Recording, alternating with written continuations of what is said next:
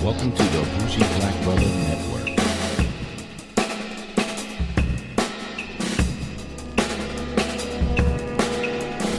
Good evening and welcome to Car Wax. I'm Michael, your Bougie Black Brother, and I'm here with my co-host, the Bougie Brother Sean.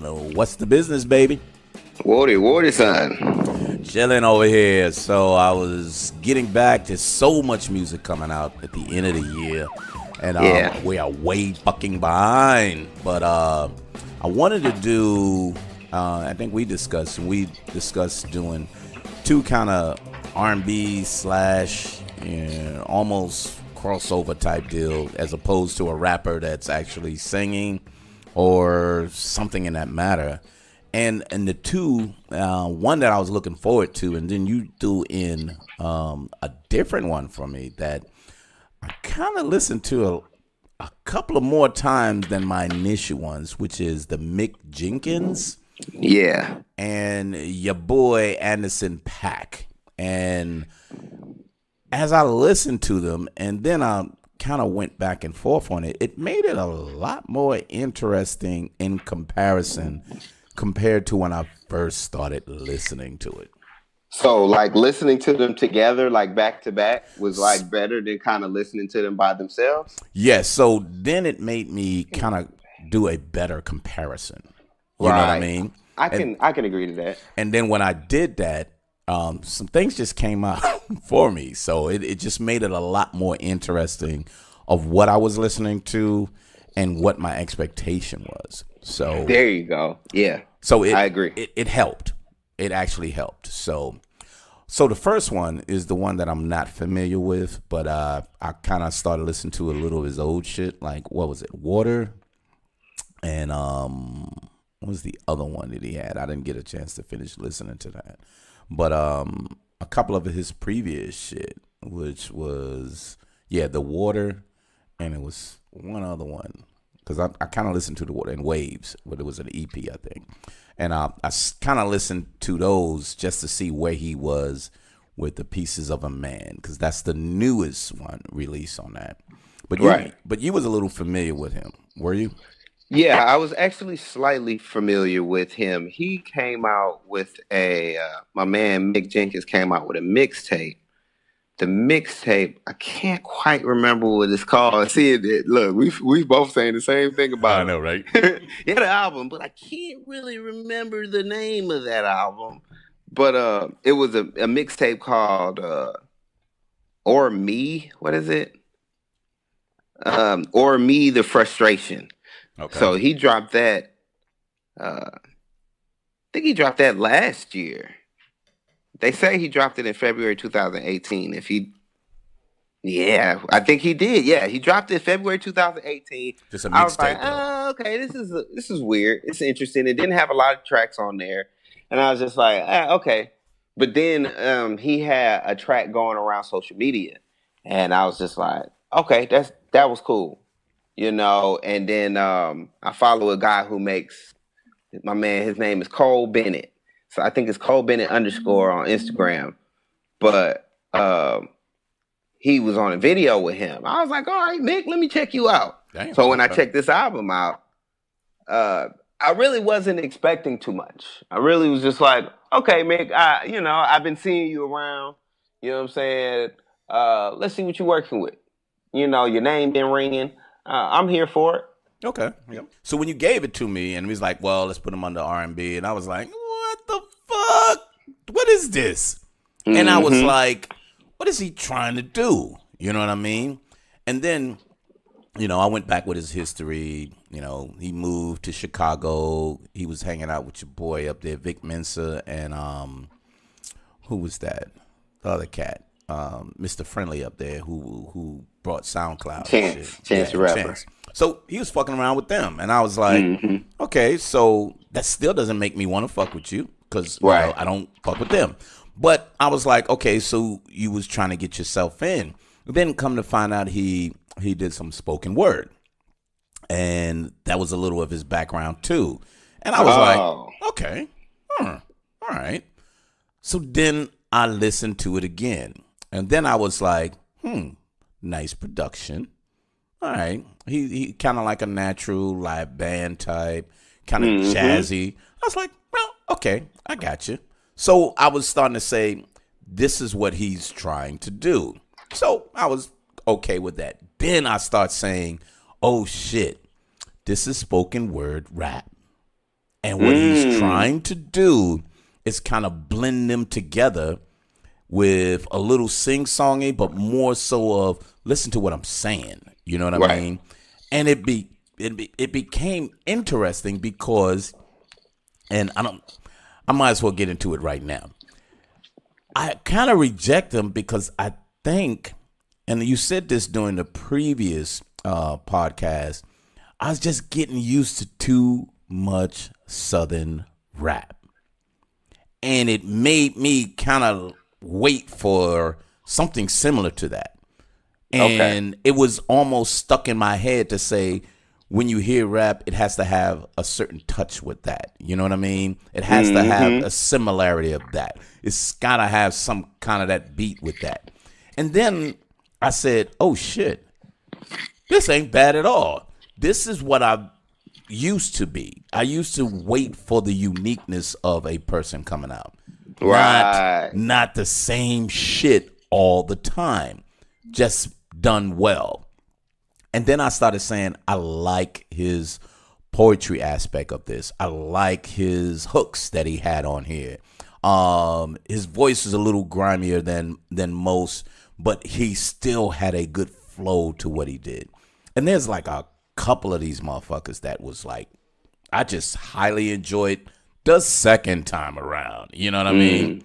And it just made it a lot more interesting to continue to listen to it. And I skipped the spoken word guy on the front end. And then kind of what you told me, listen, and then go with that and say, here's the concept of the album. So when you keep hearing it, you keep hearing it throughout there. That's what he's trying to do. And I started enjoying it a fucking lot, dude. The Gwendolyn apprehension, that was fucking cool. I really enjoyed that. I thought that was a really, real cool we, left school we, and all you call it we. And I was like, oh, okay. And then he gets down into what he's kind of rapping about. But his little hooks in between there was kind of catchy, man. It was like so catchy that it made you understand like a spoken word.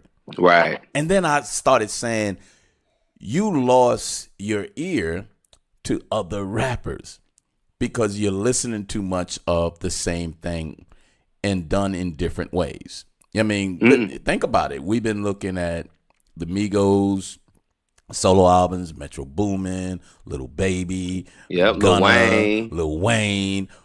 We were saturated for weeks on this, almost a little over a month. So when I got this, I was kind of like, what the fuck? This shit whack, shawty. What is this bullshit? What the fuck going on, shawty? And then I was like, damn, bro, you better put your ears back on. Get your ears back on. Reset. And you got to reset. Yep. And I kind of realized when people do unique stuff, you got to be able to take your time to digest it. And I didn't digest it on the initial thing. So on the front end, it was just so enjoyable. And then, it was a little long, but I was okay once I started understanding what he was doing. Right. But initially, I was kind of like, well, okay, I liked it. Man, he still got more in this motherfucker? Goddamn. Then I was like, okay. Then I was like, man, now I want to listen to it. Now I can sit back and say, as a poetry-laden type release, wow, enjoy what he's doing. Then I started looking at the lyrics too, because I normally don't listen to the lyrics if I can pick it up, because if it flows really well, I can pick it up initially. But then when I'm saying, wow, that's a unique way he did it, then I went to the lyrics and go, oh, okay. Then I started enjoying it on a different level. Okay. But I think this guy I liked it. I started liking it more, and I realized what I did to myself by totally listening to a certain genre except for mixing it up. And if you don't mix it up, that's where you get, kind of used to a style that kind of fucks you up. Yeah, I definitely agree, man. With that spoken word theme of the album, the last person I remember doing that was Kendrick Lamar on To Pimp a Butterfly. That was definitely more on the spoken word side of the game. I think we had talked about that when that album came out. Mm-hmm. We can definitely go back and check out that podcast in the past. But yeah, that was very interesting to me. It wasn't like, oh, he biting off of Kendrick. It was like, oh, okay, cool, another spoken word thing. Mm-hmm. Oh, yeah. You know what I'm saying? The first one I heard was cool, so all right, I'm interested. You know what I'm saying? So that part I wasn't too trippy about until I started kind of hearing him trying to break stuff down. So my first time, I was like, what is he talking about? You know what I'm saying? Like, okay, whatever. But I was listening to the album and I was just like, okay, this is cool. No auto-tunes. Yeah. You know what I'm saying? Yep. That was one of my first things. Because to your point, man, the shit that we're listening to now, it's like, you got to get used to it. Yep. You know what I'm saying? So then when you listen to this, so for me, when I listened to it, I was like, oh my goodness, thank you. You know what I'm saying? Somebody's actually rapping, man. Somebody's actually being creative, putting some work behind what they're doing. Yep. So this was very refreshing. I felt like it was like good timing. You know what I'm saying? It was like when it came out, I was just like, wow, thank you. This needs to be recognized for what's out right now. And when he dropped this, this should be recognized. And I needed it. You know what I'm saying? I personally needed it to get back right, mentally to get back right. At least you acknowledge it on the front end. It took me a minute to kind of acknowledge it. Yeah, but that's okay because it's like you said, dude, I really look for creative shit. You know what I'm saying? And sometimes you like maybe sometimes we go a month and a half, 2 months without some creative shit. So you gotta go back and you gotta check people's discographies. You gotta see how they got to this point. Yep. You know what I'm saying? And with the streaming era, man, that's like as a real hip hop person, it does give you an opportunity to do some research, man, some real research on hip hop, man, listening to where things came from, man. I listen to Big Daddy Kane and it's like, oh man, this is great. You know what I'm saying? Oh, yeah. Right now, I'm just like, oh man, he was a spitter. If he was in this era, he'll crush everybody. Honestly, he'll still have it. Yep. But I'm sorry, going back to this Mick, man, it was just, real. It was definitely authentic. So I'm going through it, man, and I'm just loving the hooks, and then I really liked it. I was like, okay, this is cool the first time. But like you said, when I listened to it the second and third time, I was just like, man, this is cool. Yep. This is real smooth, bruh. I even like how he ended it. You know what I'm saying? I love how he ended it. Yeah. He definitely made it a driving CD. You know what I'm saying? Like, you definitely could ride to this. Yep. This is something you can ride all the way through. It's nothing like, man, I don't want to hear this right now. He didn't throw nothing out of the blue. He started you off on a theme and he stuck to it. Thought that was cool, and it actually sounded like he wrote to these beats. Yeah.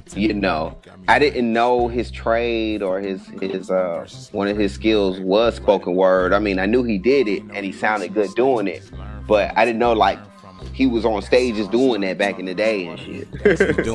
He was doing a lot of that shit, and then you can hear it. So when y'all put my ears back on to say, that's what's up. And it the last one, the smoking song, I really fucking love that. Because he ended it like, let's just ride out. And you always tell me, there's certain ones that you could put on and you and your lady riding out and you'd be like, oh, I can keep this one on. This one is cool. We can ride to this and be like, okay, this one is cool. So that's what I kind of felt with that. But another quick question, how did you think about the Ghostface Killer track? I thought this whole album was really good. I didn't see no problem with Ghostface on there, man. That was actually one of the features. Padded Locks. Yep.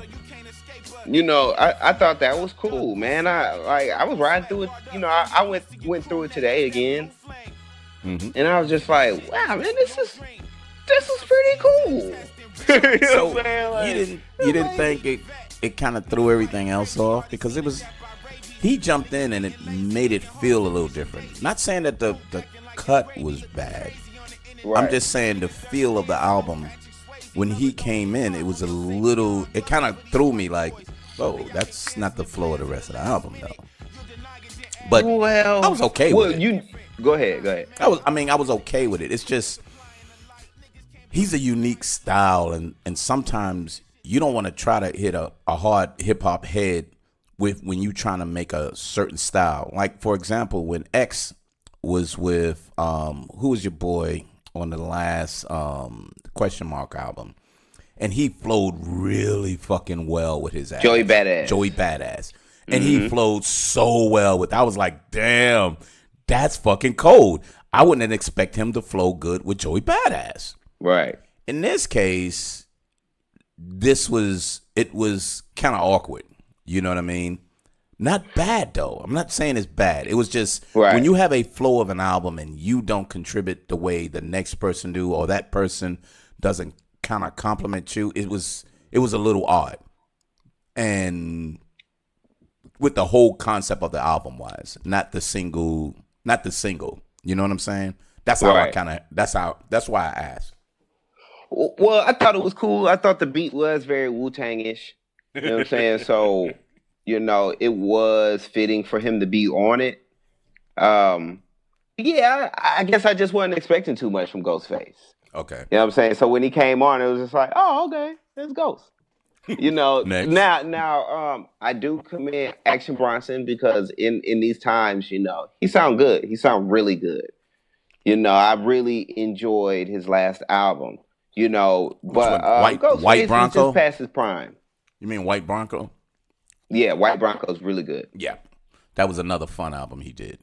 Yeah, man, top East album, one of the top East albums of the year. Mm.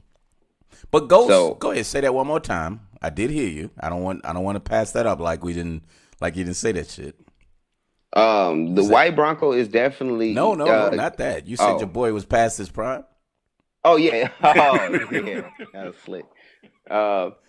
Yeah, man, I think Ghostface don't be in the studio like that rapping no more. No, you know what I'm saying. So this was just a homage track, and he just put his voice on there, got a little check for it.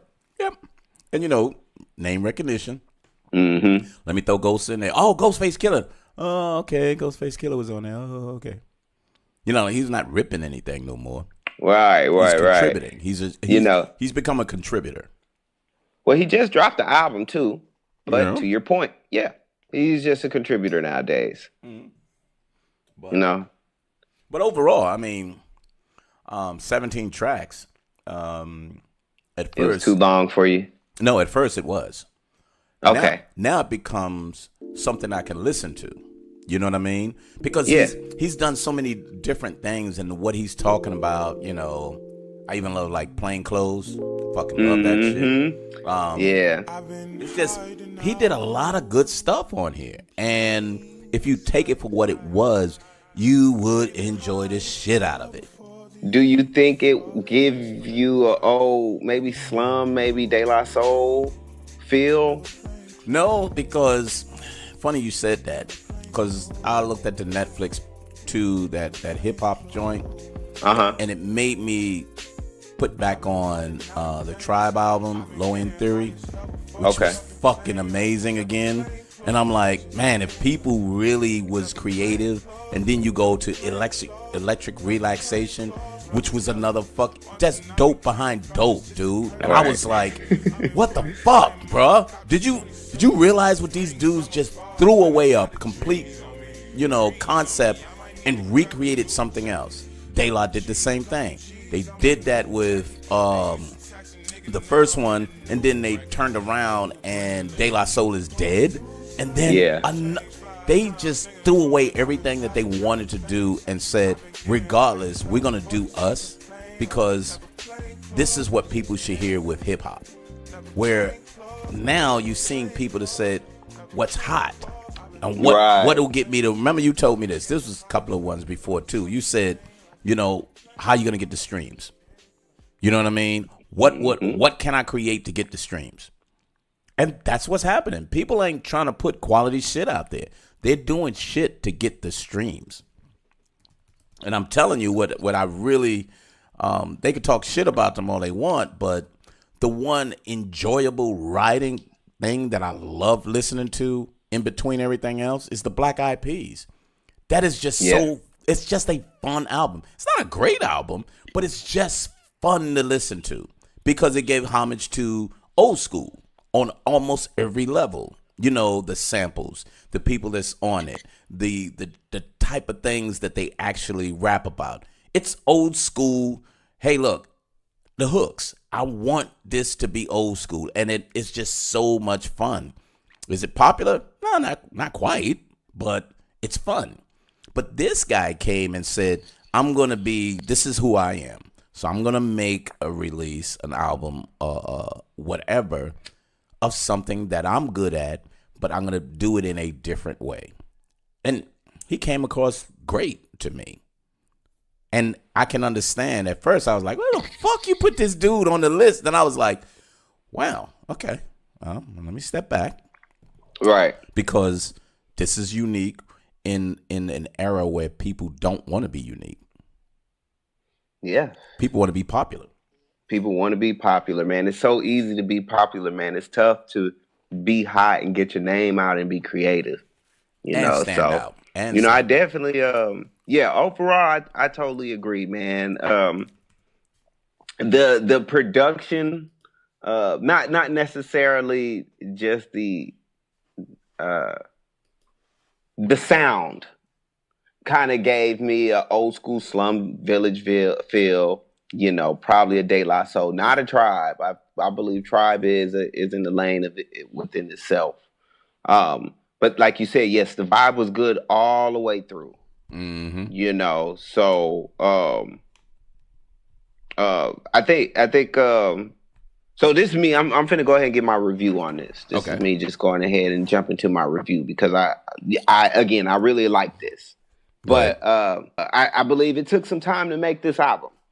And in time where motherfuckers want to make an album in 2 weeks, 3 months. No, in 2 weeks, in a month, in less than a month. Mm-hmm. You want to make an album? Oh, okay. Well, I'm finna drop an album. Okay, well, I just do all of it within a week. Nah, dog, you can't do that. That's not how you make great music. It takes some time, man. It'll take 3 months to make a real album. It'll take 6 months to make a phenomenal album. If you really put the time into it. If you put the money into it, you can always make a Meek Mills. You know what I'm saying? Championships. You know what I'm saying? But if you got to have the bread for that shit. So, overall, man, it was a very well piece of work, dog. Creative body of work. It was very good all the way through, to your point. He didn't need to try to make any commercial singles. It would only make him look out of place. You know what I'm saying? Like, nigga, what the hell is you doing? What is this? Right. So I feel like, he knew his lane and he stuck with it, man. This project, is simple. It's simply put, it's just well put together body of work. Yeah. And like you said, the whole done. theme of the spoken word, that shit was smooth. The production was smooth. So overall, man, I honestly give it a 8.2. Yeah, that's pretty cool. Cause I kind of looked at it, and I was trending toward like a low 7s at first when I finally said, "Wow, this is good," and I was like low 7s. But I'm gonna bring it up. I'm not gonna quite give it an 8, but I'll give it a 7.75. And the reason is I like it, but I'm running into too many better stuff. But I do like it. So I'm dropping it out of rotation. If it's in rotation, it's an 8 and above.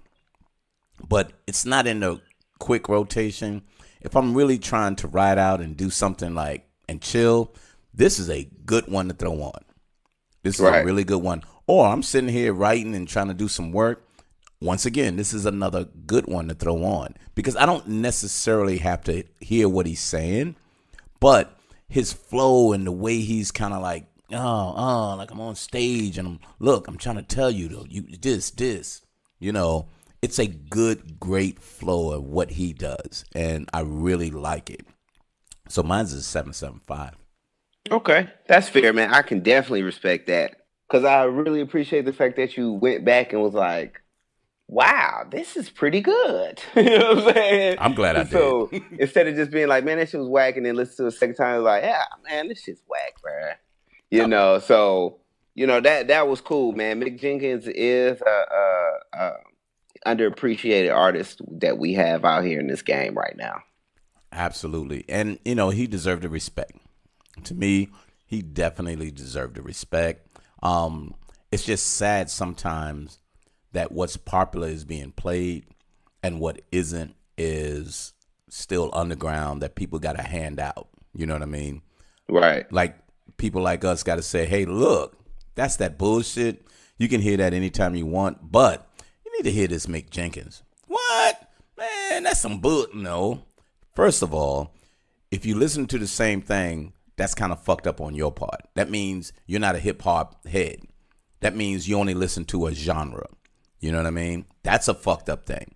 If you're into hip hop, there's a California sound, there's a somewhat of a Midwest sound, there's a Southern sound, East Coast sound, and if you go a little deeper to the seep, like the Philly, almost Baltimore, that's even a little different than the New York sound as well. So then you got Chicago. You got so many different sounds, and if you love the art, you'll be able to say, this is what I'm listening to. Right. And you got to respect it, not because it's popular. And like I said, you can go in the charts now, and Migos shit is all over there. That don't make it the best shit that's out there. It don't. That's really why. Doesn't. Oh my God. Shout out to Jay-Z. You know what Jay-Z said? What'd he say? He said, I ain't got $1 billion streams, I got $1 billion. You know what I'm saying? And then he actually said that we used to, billboards was the shit. You know what I'm saying? Mm-hmm. Now we look at billboards like, nigga, what the fuck is you talking about? Like, what the fuck do you mean? These people are number one. This shit is trash. You know what I'm saying? You can't call this the best music if it's... So I can't really quote him the way. When we get into that Meek Mills, if we ever get into that Meek Mills, I'll definitely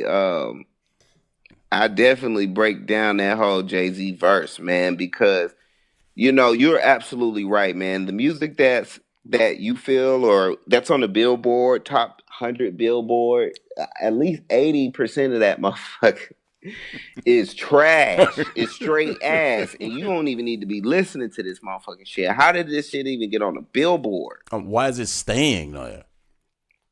And it stays there. Popularity gets you on there. But who the fuck is keep playing it so it can stay there? Kids, man. And streaming is like, I'm listening to it, then I cut it off. Then I cut it back on, then I cut it off. The more you do that, the more it's kind of like, oh, that's popular. We got to put that up there. No, it's not. No, it's fucking Kids, not. Man. Can you imagine if you were able to stream all of Michael Jackson's music at one time? Yeah, I know. When you were a kid? When you were 14? So he would be the hottest artist in the world forever because it would have stayed that way. Exactly. It would have been so much. It would have stayed that way because even when he died, it would start all over again. Yep. So he would have been. It's nobody else. You know what I'm saying?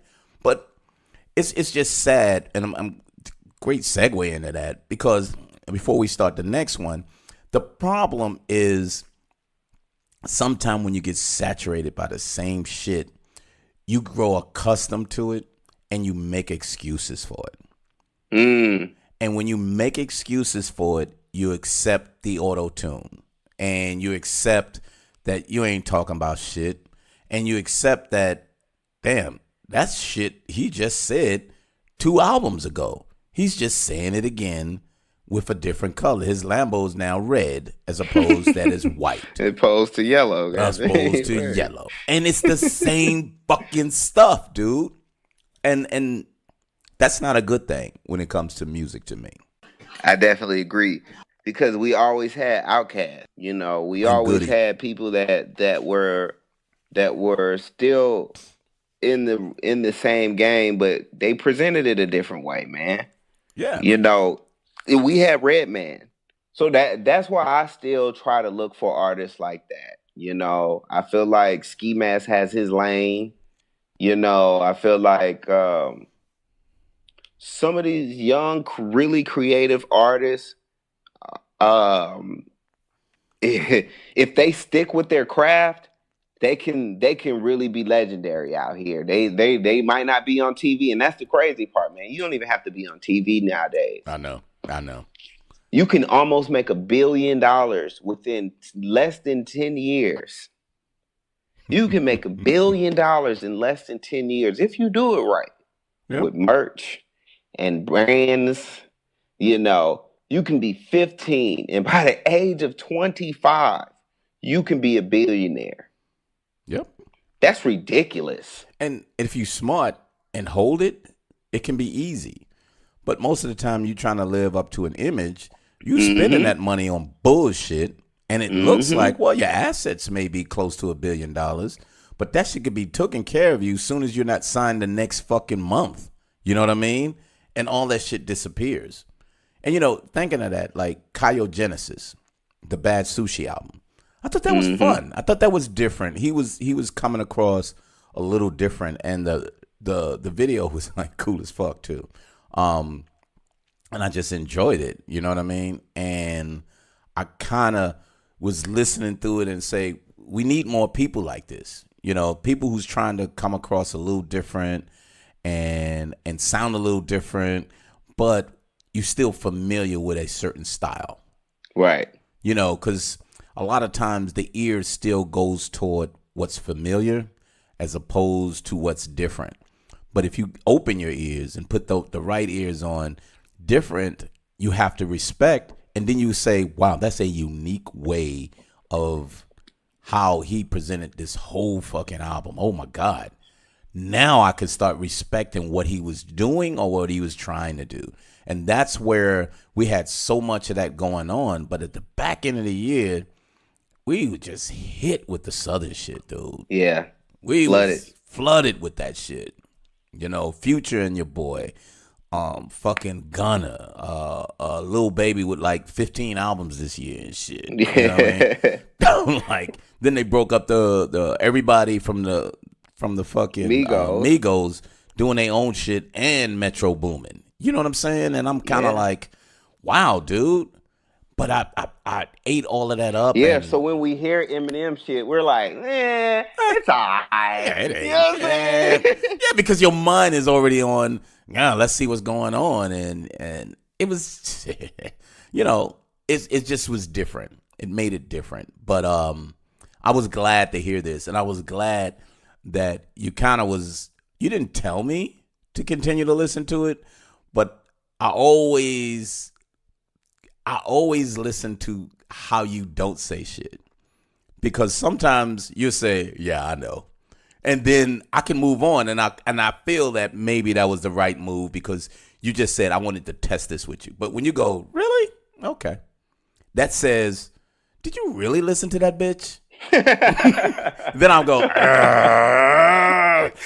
oh, fuck, you got me again. And so I go back. So when you don't say what you say, I said, damn, I got to go back. And then that's when I realized, oh, shit, I was used to listening to this other shit. And I got caught up of listening to auto-tunes and all this other shit. And it made me realize I got to slow down to what I'm listening to again and stop putting on the stuff that get my mind used to expecting. You know, the expectation is that's what I'm going to hear. Right. Did you listen to Reason? Oh, fuck yeah. Oh, yeah.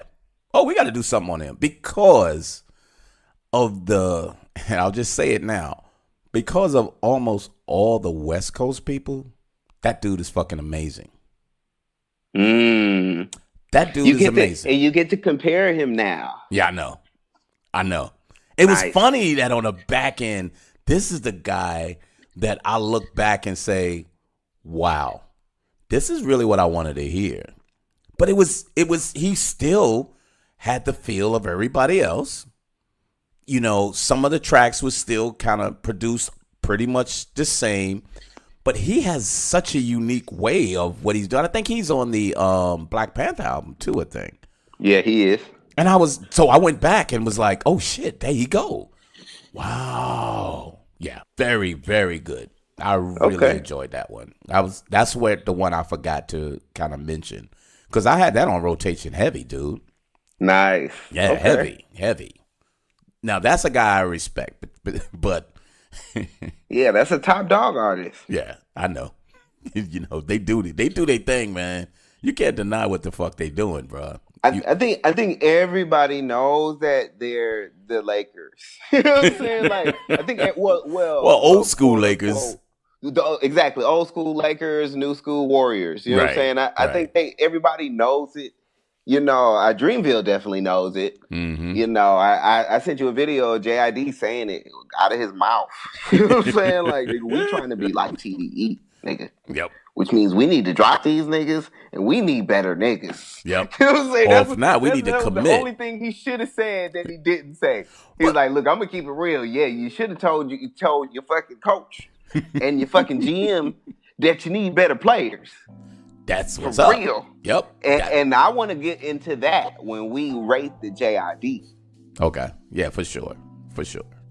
But so we're gonna take a quick break, and I want to come back with the Anderson .Paak, because that's the guy that's been showing up on everybody's shit but his own. Mm-hmm. So that was another one that I was like, let's see, you know, all the experience you went through, let's see how you do it on your own. So that was one thing that I was kind of looking forward to with that. So let's swing back through it, and when we come back, we'll be back with Anderson .Paak.